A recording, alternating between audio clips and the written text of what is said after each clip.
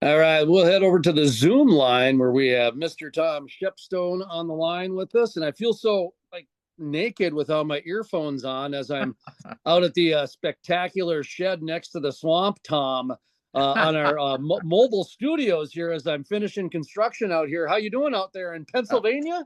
oh, yes, Pennsylvania, beautiful Keystone State, the Keystone State. We're doing great. And it's Absolutely a great. just so you know, folks, it's a 3 for 1. Well, 2 for 1. No, 3 for 1 because we get Ohio, Pennsylvania, and New York kind of all wrapped into one. We can throw in West Virginia too because they're Oh, part of the yeah. Marcellus Utica shale play as well. But it's interesting, Tom, because you're being on the border of New York and Pennsylvania, and I'd even throw, Ohio's a stone's throw away, if you will. That's some interesting living out there, isn't it? Yes, where we are in particular, we're on the eastern border of the state, and we're bordered on two sides by New York State as a result, and that has a lot of influence on what we can do and what's possible. And it's, some of it's positive influence. I mean, it's nice to get people from New York to come up and, meet them, and they have, good talents to bring to our community and so on. But they also like to bring their political opinions, and so it has a great influence on us. Some good, some bad. And we get a lot of NIMBY attitudes towards natural gas development up here because in Pennsylvania, simply because we're next to New York. That's all. If you go one county over, that all washes out. You know. So, Well, we'll be talking about that a little bit later in the program because we're doing kind of a top 5 news story. Tom on his Substack has energy security and freedom on his Substack there. That's the name of it, energy security and freedom. Tom Shepstone of Shepstone Management, longtime writer for the industry. He does a weekly roundup. So we've asked him to compile 5 news stories for the week. And number 4 is Texas and North Dakota and the California influence, the Minnesota influence, the New York, Pennsylvania. And Tom, I'll get to it because when you're from North Dakota, Minnesota, New York, Pennsylvania, Ohio, South Dakota for me, you can see when the outside influence comes in. When Minneapolis oh, yeah, bleeds into Fargo, if you will. exactly. When New York bleeds into Butler, PA, you know what I'm saying? Yes, So we'll exactly. talk about that a little bit later because it's happening in Texas from California. A lot of That's the that's correct. startups, if you will, are bleeding into Texas and North Dakota and Wyoming too. But Right. the first one I have down in my notes, Tom, is the ship going down. Explain what it is, the title, and let's go. Right. Well, the post is titled "Another Ocean Riding EV Car Carrier Sets Itself Ablaze as Advocates Say Pay No Attention."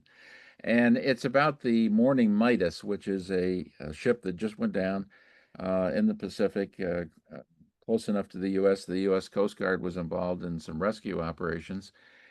And it's a ship loaded with a lot of EVs. And I point out this is the third time this has happened. As David Blackman points out in one of his posts this morning, when is the last time, if ever, that we recall a auto carrier ship going down in the ocean? Never before, 2 years ago, 2023, when the Felicity went down. And Felicity Ace, I think was the name of it. Yes.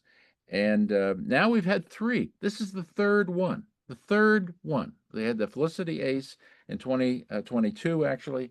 And then we had the another one called the Fremantle Highway, which went down in 2023 and set afire, I should say. And now we have uh, the Morning Midas, which is um, again another ship that loaded with EVs. And of course, everybody's trying to deny. If you go in and you read news stories about this that aren't that in the general press, you'll find everybody saying, "Well, no specific connection has been made. Yeah, spare the nonsense."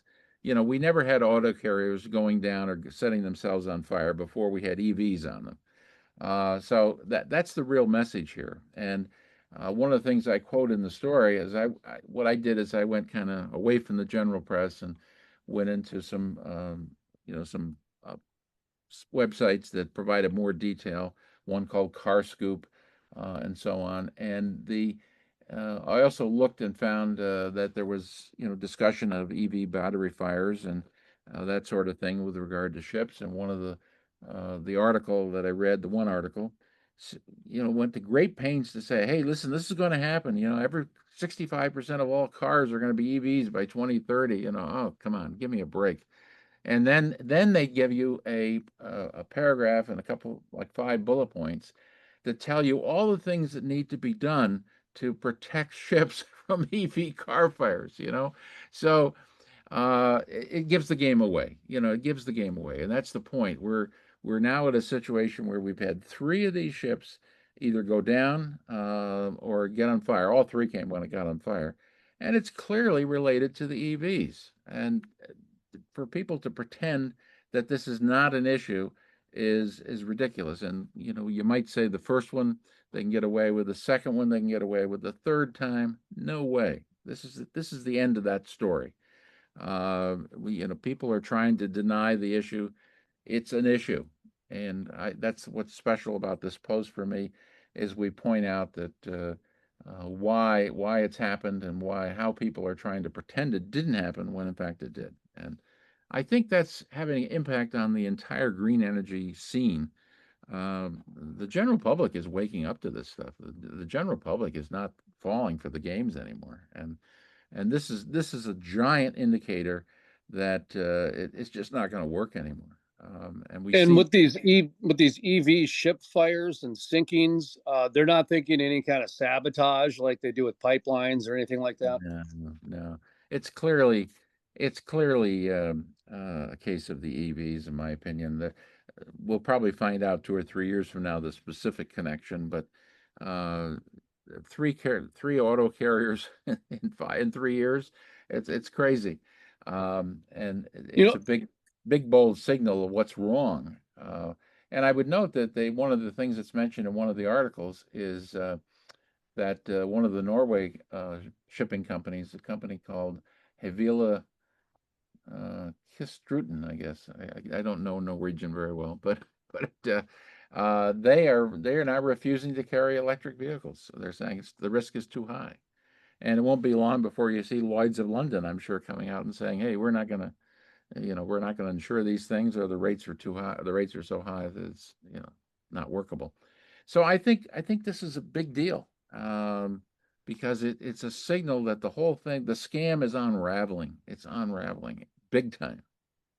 it's That's my interesting too because you can look to history and see how it repeats itself, and you can learn a Yeah, few things. And when you look back at the history of microwaves and you look back at some of the newer technologies, yeah, these fires early on in the early infant stages were common. I mean, that this was how it went. And so, right, farming, for example, and they act like, oh no, no, no, this never happens like that. And in your second story, New York planning to fail, it's yeah. almost like they're not looking at history, Tom.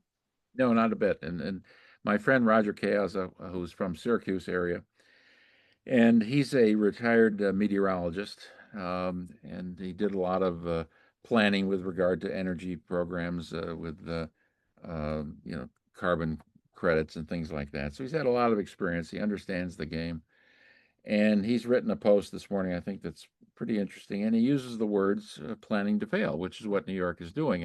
And the big item in there in that story is the fact that they are retiring so many fossil fuel plants and nuclear plants too in New York, that they're retiring basically twice the amount of electricity than is being added by wind and solar. And of course, wind and solar is what they're staking their future on.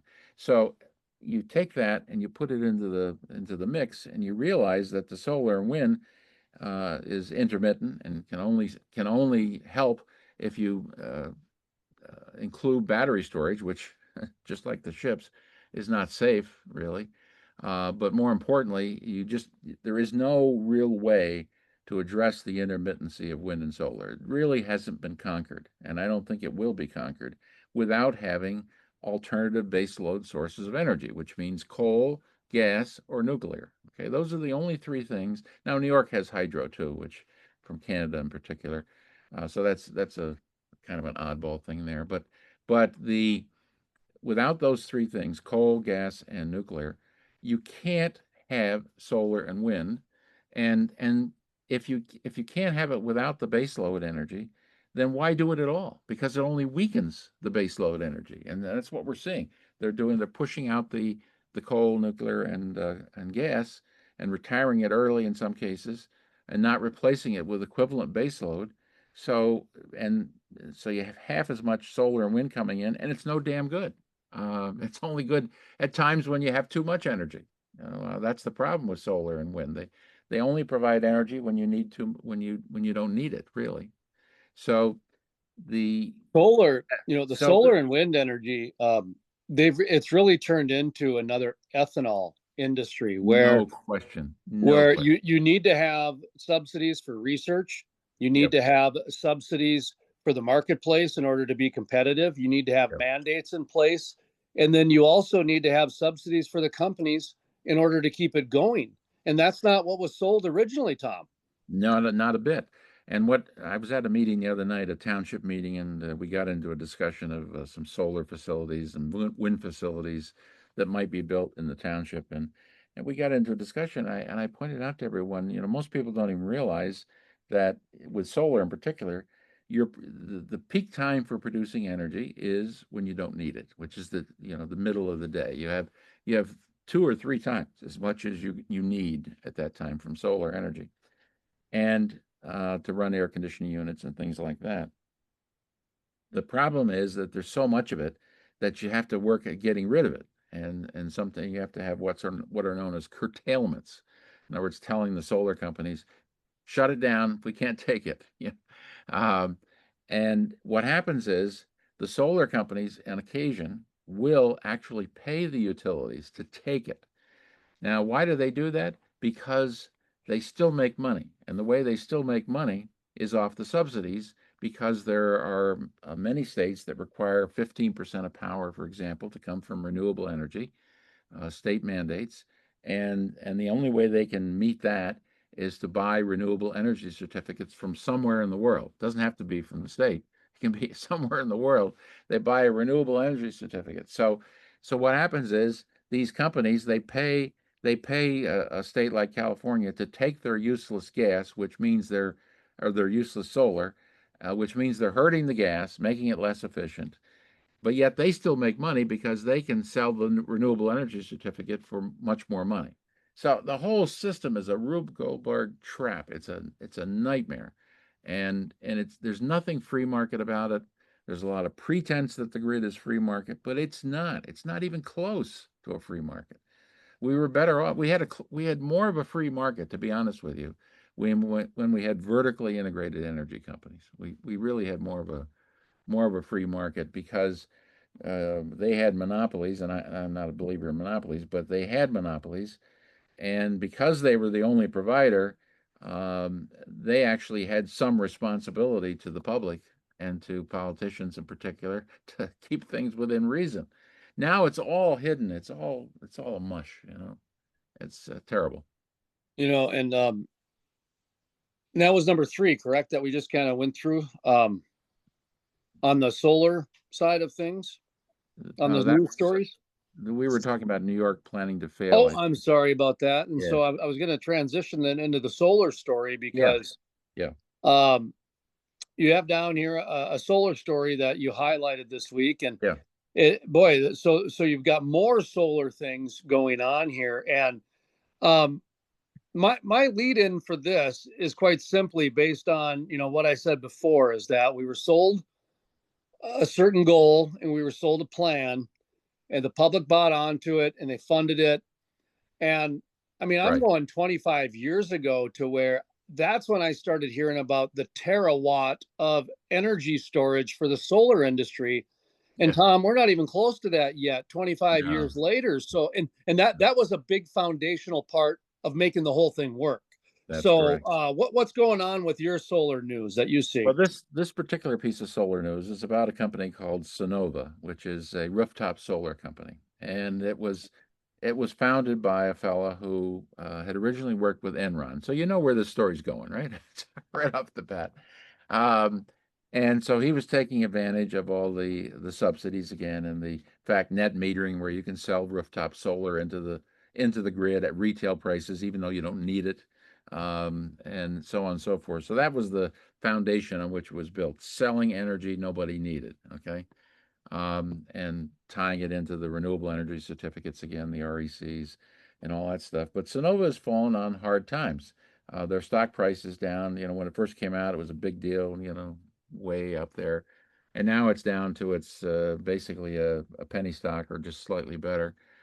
And the founder of the company has left, and now the executive VP of public relations, she's left too.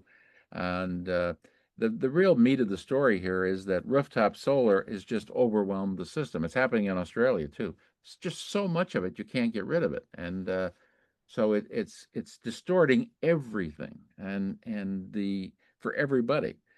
And what's happening is the grifters are now running for the hills. The guy who founded this company originally with Enron, he's now retired. He's left the company. Okay, she's left the executive VP who was telling all the mythology that we were just talking about. She's gone. They're all saying how proud they were to be a part of it, but the reality is they're gone. And he took. I used Grok to figure out what his salaries were.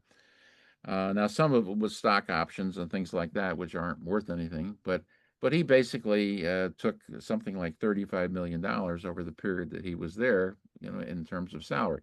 Maybe you dismiss, 5 or 10 million of that, and he still took 25 million in hard cash. So he walked away, even though he left everything a mess. He walked away with 25 million over a few years, and that's the grifting.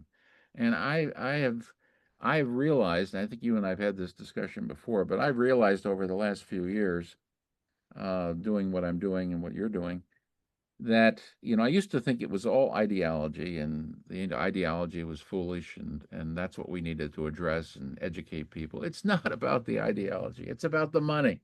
It's about the money. The ideology is only the handmaid of the money, of the grifting.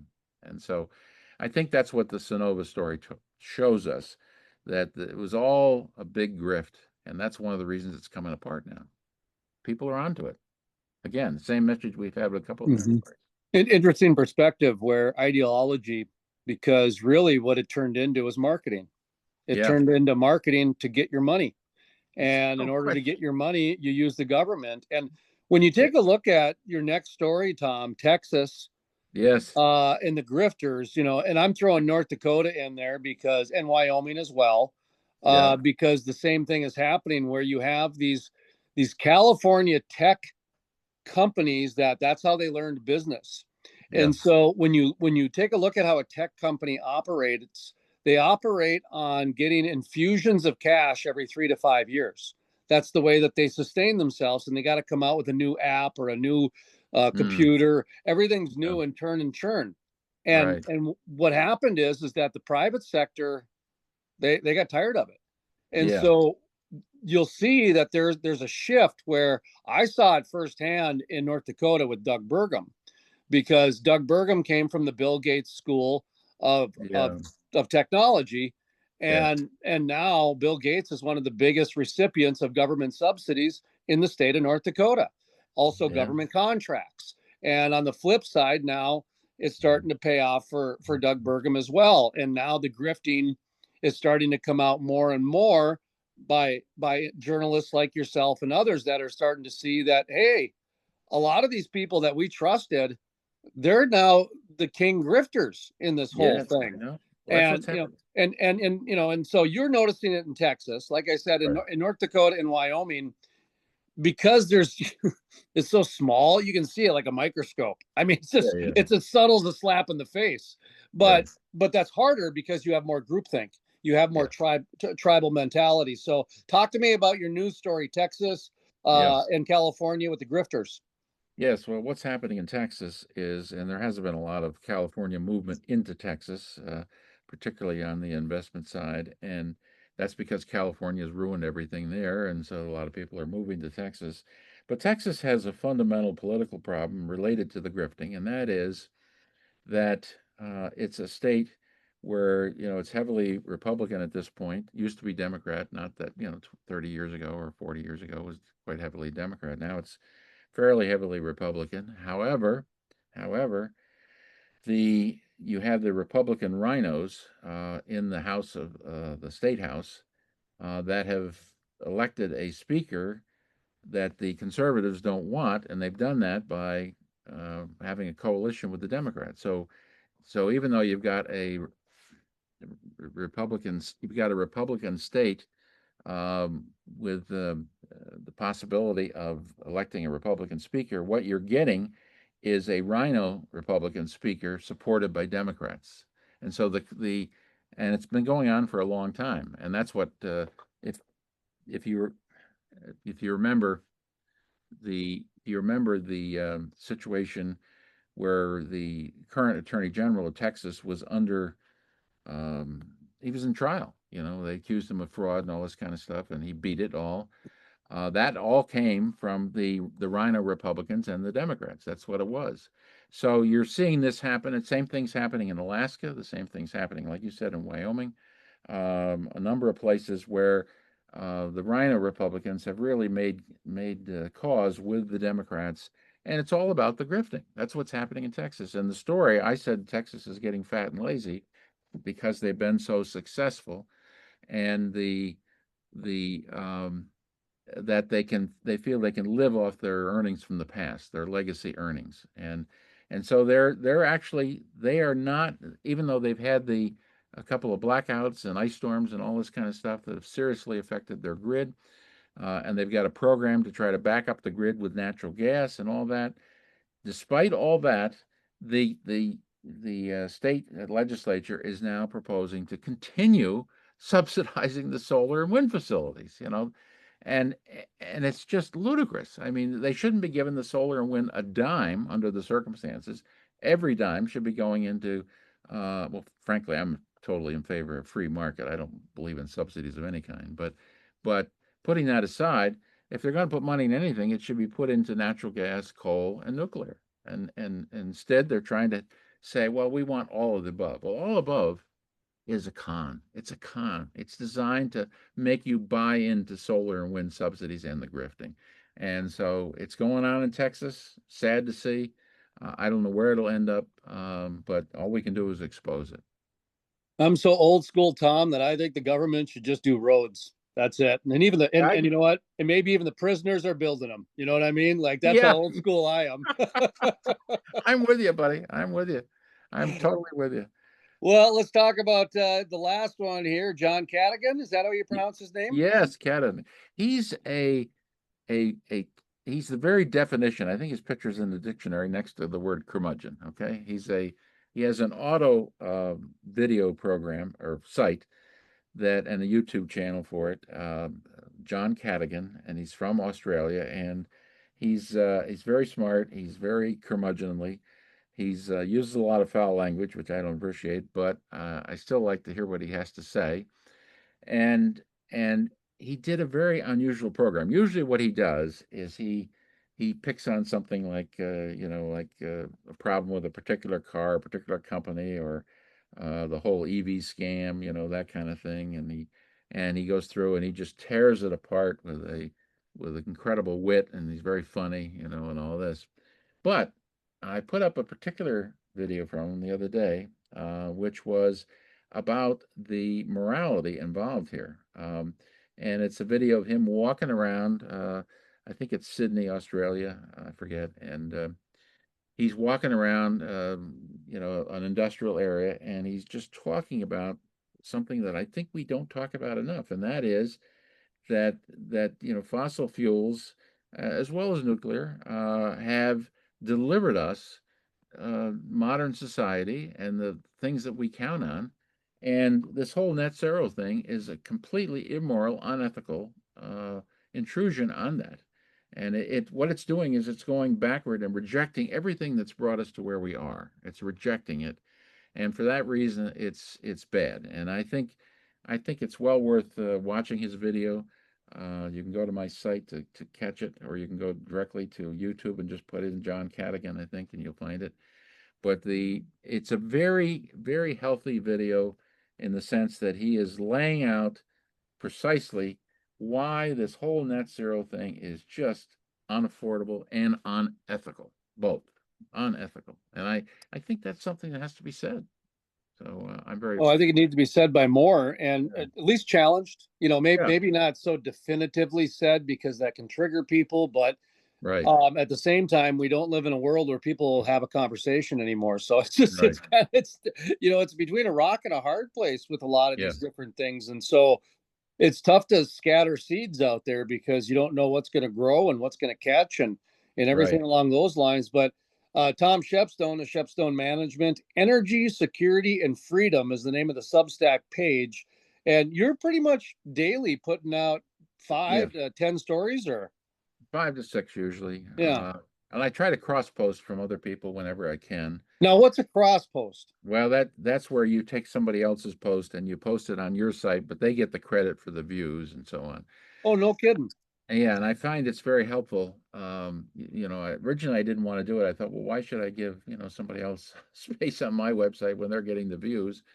But I realized I tried it because there were some, people I was friendly with that I thought really needed to be done.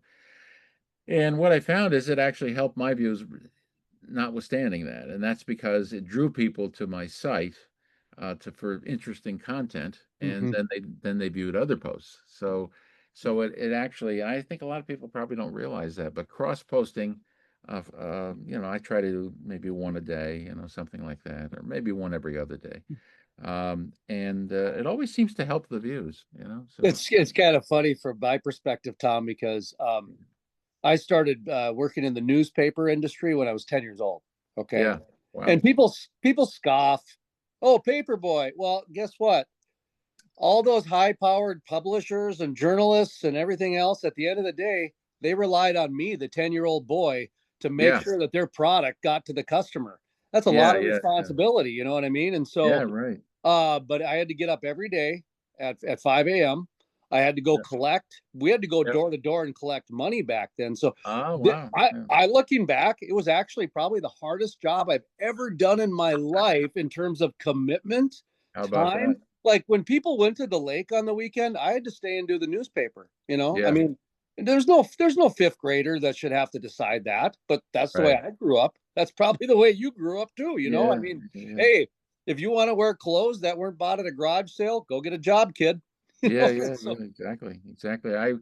I worked, I guess I was probably 14 or 15 when actually I worked at the school helping the janitor, and stuff, and mopping floors, waxing floors in the summer, and all those kinds of things. So I know but exactly what you're talking about. It was, but the reason I brought up my yeah, whatever started the newspaper industry at 10 years old is because I always loved Ben Franklin and the printing press and the encyclopedias and the whole right. written word, if you will. But Yep, what you're doing, Tom, is you're creating a newspaper. You're bringing yep, other point of views. You're yep, bringing in syndicated columns, if you will. yep, Pretty soon we'll figure out how to syndicate this right on your deal too, yep. and yeah, and people like that. They like when there's more than just one voice in Yes, one exactly. deal. And so yeah, so kudos. Energy, security, and freedom.substack.com. I believe so. Let's see. Okay, Energy security and freedom.substack.com. That's correct. that's Yeah. that's when you know a man's got a bookmark. So all right, man. What any final thoughts, any final words? No, I just always enjoy talking to you because we share similar views, and we always try to get into the deeper meaning of some of this stuff, which is nice. So appreciate Yeah, and we're still in the shallow end, folks, but either way, so hot. it. All right, well, everybody have a good one. We'll catch you on the flip side here. I'm gonna hit stop. All right. See y'all.